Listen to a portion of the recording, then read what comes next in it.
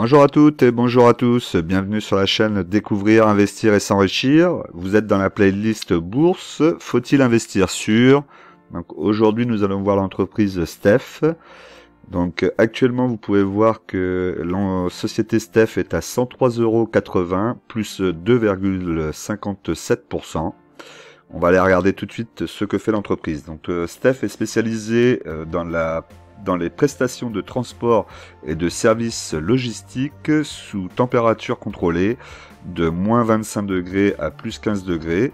Son chiffre d'affaires est réparti entre le transport de logistique en France, 61,9% à destination des industries, des grandes distributions et des restaurants, hors foyer. Du transport et logistique à l'international, 25,9%, activité assurée en Italie, en Espagne, au Portugal, en Belgique, aux Pays-Bas et en Suisse. Du transport maritime, 1,8%, donc ça représente pas grand-chose, et autres, 10,4%. Ok, ensuite, 73,1% de son chiffre d'affaires est réalisé en France, et le nombre d'employés de 18 761 personnes. On a une belle structure, diversifiée oui et non, puisqu'il y a quand même 73,1% de son chiffre d'affaires réalisé en France. Donc il n'y a pas tant de diversification que ça. Par contre dans le secteur, on a de l'international, on a de la France, on a du maritime. Bon voilà, ils essayent. Alors on va regarder les actionnaires. Au niveau des actionnaires, donc on a Nexity, Natixis, pardon, Nexity, c'est pas du tout la même chose, Natixis. On a Lemort Family, donc ça j'imagine que ça va être la famille. On a Steph SA. Ok, par contre on n'a pas de plan pour les employés. Alors, on va regarder Lemort Family. Lemort Family, on l'a ici, Stanislas Lemort. Donc effectivement, donc ça doit être le patron, et c'est très bien qu'il ait encore des parties de la société qui lui appartiennent. Ok, c'est bon pour ça. Donc on est sur une société qui fait du transport de produits qui ont besoin de garder une certaine température, comme les produits frais, les produits surgelés. On va continuer, on va aller voir les chiffres, mais avant de passer sur les chiffres, je vous rappelle comme d'habitude, pensez à vous abonner, à cliquer sur la cloche pour recevoir mes dernières vidéos et être mis au courant de tout ce qui se passe sur la chaîne. Cliquez sur le like pour aider la chaîne à être bien référencée et qu'un maximum de gens puissent la voir. N'hésitez pas à la partager aussi sur vos réseaux sociaux.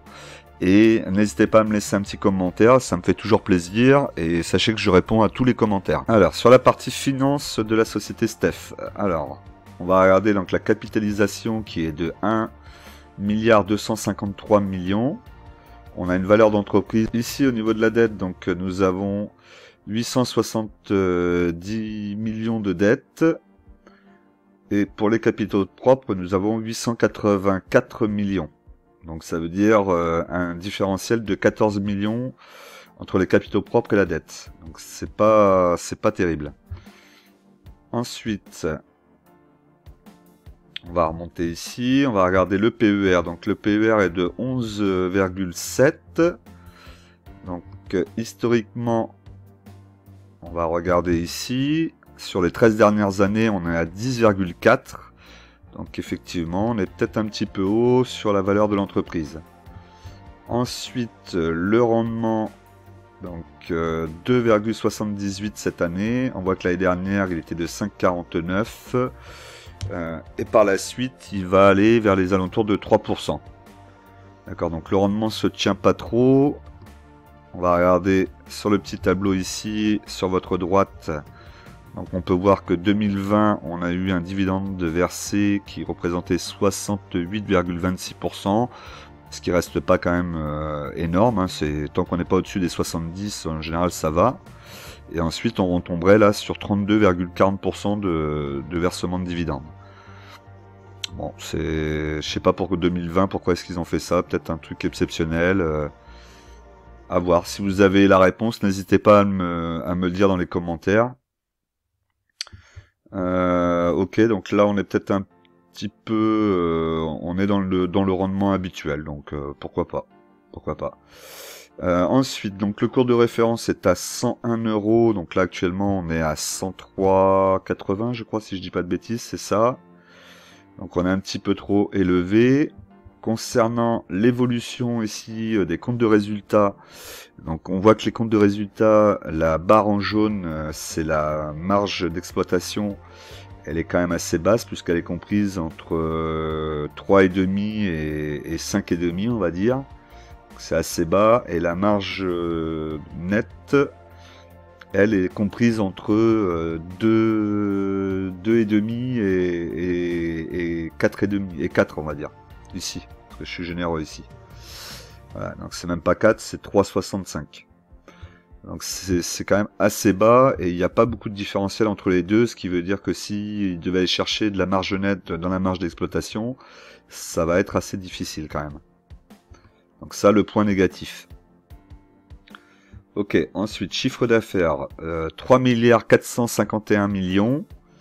On voit qu'il y a une évolution, mis à part 2019, cassure 2020, et ensuite ça repart. Mais bon, c'est le cas de beaucoup de sociétés. L'EBITDA aussi. La marge d'exploitation, donc ce que je vous disais, on est à 4,78 cette année. On va tendre vers les coûts de 5-6%, ce qui reste quand même assez faible. Ensuite, la marge nette, elle est de 3,19, donc là c'est quand même très très faible. Et elle n'a pas beaucoup de croissance dans les années à venir. L'EBITDA, bénéfice net par action, il est de 8,67 pour un dividende à 2,81, donc ça c'est plutôt correct, hein. On a un bon différentiel entre les deux.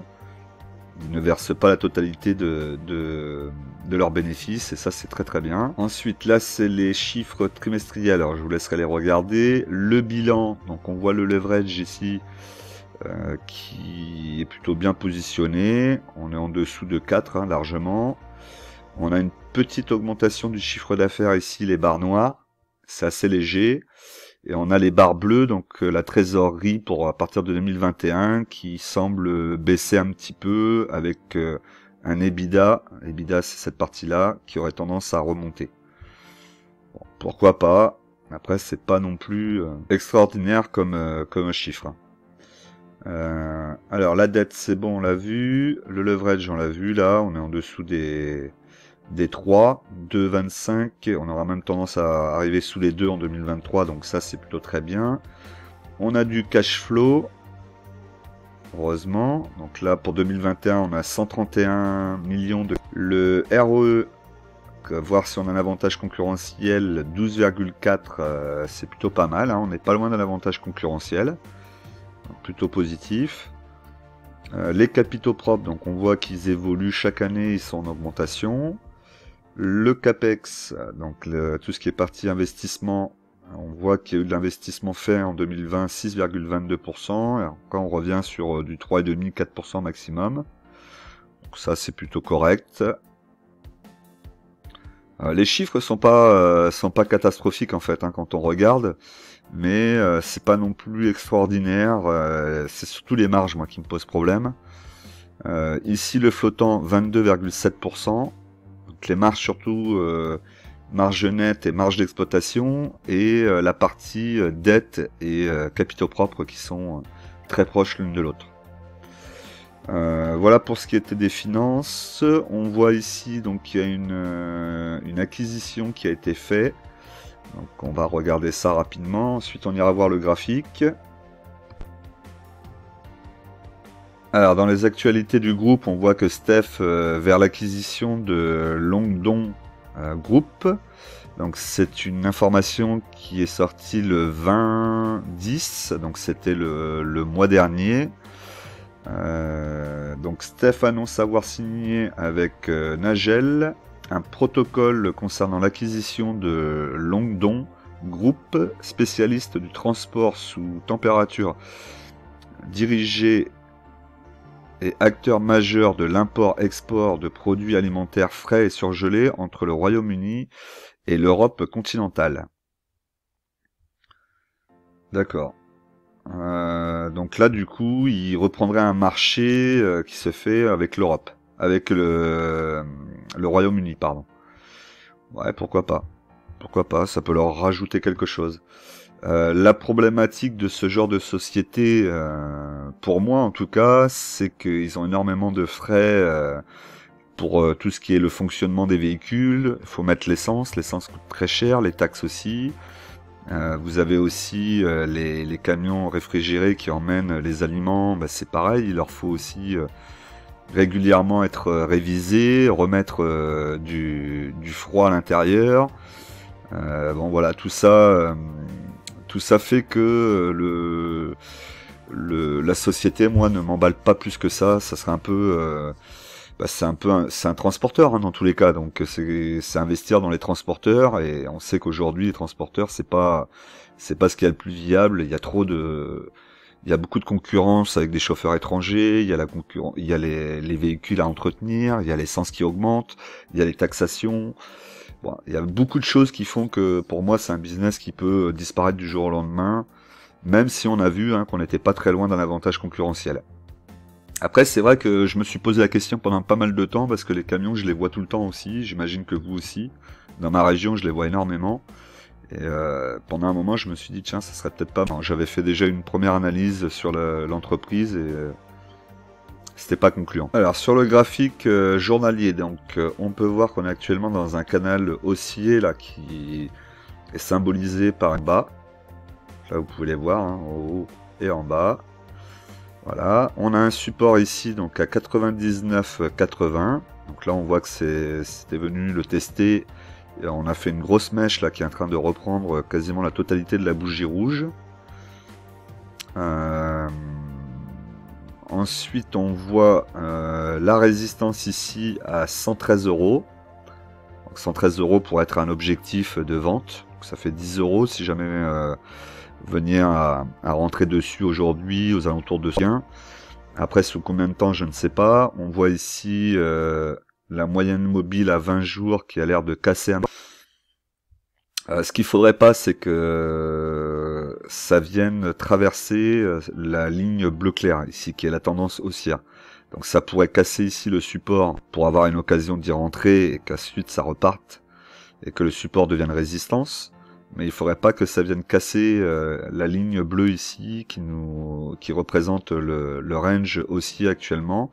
Et si ça devait casser par le bas, ça voudrait dire qu'on sortirait de la phase haussière pour se diriger vers une phase baissière. Donc à faire attention à ça, surtout en ce moment avec les marchés où on ne sait pas trop où ils vont.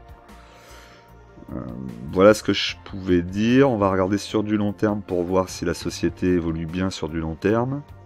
Donc là on va se mettre en mensuel. C'est journalier, semestriel ou mensuel. Donc quand vous êtes en journalier, vous faites du day trading. Quand vous faites du semestriel, semaine à la semaine, pardon, vous faites du moyen terme, swing, on appelle ça le swing trading. Et si vous êtes en mensuel, au mois, c'est que vous faites du long terme comme moi. Voilà. Donc c'est toujours bien de regarder l'action aussi à long terme pour pouvoir voir un peu son évolution. Donc là on voit quand même que la société est revenue 2 fois au niveau des 26. Malgré tout, on a quand même des augmentations régulières. Si on prend le point ici, donc là c'était en quelle année? On va regarder ça rapidement. Hop, j'ai pas descendu assez évidemment. Voilà, pardon. Donc là ici on était en 2009. Donc depuis 2009, grosso modo, on a eu quand même pas mal de montées. Hein. Même en se mettant au plus haut à chaque fois, si vous aviez acheté au plus haut à chaque fois, vous seriez quand même toujours en plus-value. Vous voyez, hein, là ici, au plus haut, hop, c'est retombé, c'est plus haut, c'est retombé, c'est remonté. Ici, au plus haut, c'est retombé, c'est remonté. Vous voyez, là, on est revenu au même niveau. Alors, est-ce que ça va continuer à faire le même schéma, c'est-à-dire monter, retomber, remonter, et ainsi de suite? Ça, je peux pas vous le dire. Ok, donc là pour cette partie-là, on va regarder ce qu'ils disent par rapport aux dividendes historiques. Alors, on se retrouve sur un autre site donc qui s'appelle le rendementbourse.com. qui vous permet de voir un petit peu l'évolution du dividende de chaque société, et vous avez d'autres petites infos. Donc voilà, donc là le montant annualisé pour Steph est de 2,50, 2,50 €. Il est versé donc au mois de mai, une fois par an. On le voit ici, on voit que le rendement du dividende de Steph est de 2,47%. Vous avez quelques petites infos à côté là, donc ça c'est toujours intéressant de le voir. On peut voir ici que le dividende est versé sans interruption depuis 21 ans. Donc ce qui fait d'elle une aristocrate dividende. N'oubliez pas, les aristocrates dividendes sont des sociétés qui versent un dividende régulier depuis plus de 20 ans en principe. Alors ça devrait même être en croissance, il me semble, hein. Mais bon, là elle rentre quand même dans les aristocrates dividendes. On peut voir ici donc que le payout ratio est de 48,37%, donc ça veut dire le pourcentage le pourcentage donné pour le dividende. C'est-à-dire que le dividende représente 48,37% du résultat net de la société. Donc ça c'est très bien, hein. On n'est pas sur un rendement où la société devrait s'endetter à 110% ou 120%. Croissance annualisée, donc là ils nous disent que le dividende augmente de 66,67% par an. Ça j'y crois pas trop, mais à mon avis il y a une erreur de leur part là, c'est même sûr. Ensuite on peut descendre ici, on peut voir donc le dividende ici.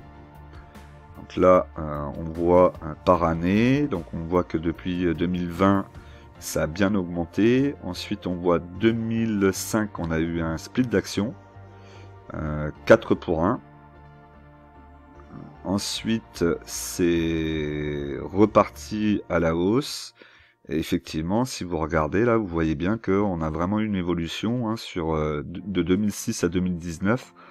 Le dividende a toujours augmenté, retombé en 2020 à 1,50.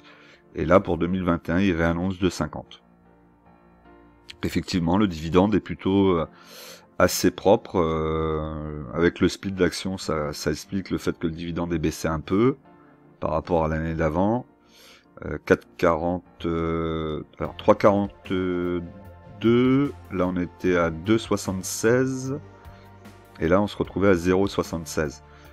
Si on fait 2,76 divisé par 4, on va pas être très loin de ça. Donc c'est assez logique, et puis après ensuite ça repart. Donc en fait même là on pourrait presque considérer qu'il n'y a pas eu de baisse. Ouais, alors sur le dividende, effectivement, ils versent bien leur dividende, il est propre, il est versé vraiment avec une grande sécurité. Après, n'oubliez pas que le passé ne prédit pas du futur, les choses peuvent changer. En tout cas, moi je serais pas à l'achat sur une société comme Steph. Même si ça devait vraiment chuter, je pense qu'il y a d'autres entreprises plus intéressantes. Dites-moi vous dans les commentaires ce que vous en pensez. Ils pourront aussi peut-être gagner de la marge d'exploitation et de la marge nette le jour où on aura des camions qui seront des camions autonomes.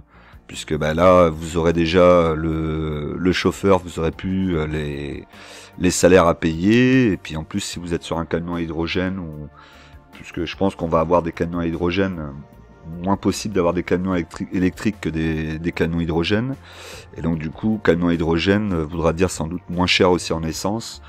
Et donc peut-être que là, leur activité pourra repartir et que leurs marges seront plus importantes. Mais là, on parle de quelque chose qui n'arrivera pas avant au moins une dizaine, voire une vingtaine d'années. Donc on a le temps d'y être. Et puis surtout, il y a le temps d'y avoir d'autres révolutions entre-temps dans le secteur. Voilà mon retour et mon avis donc sur la société Steph. N'hésitez pas à me dire ce que vous pensez vous dans les commentaires, ça m'intéresse. Je vous dis comme d'habitude, en investissement les impatients payent pour les patients. On se dit à tout de suite dans une nouvelle vidéo qui va suivre.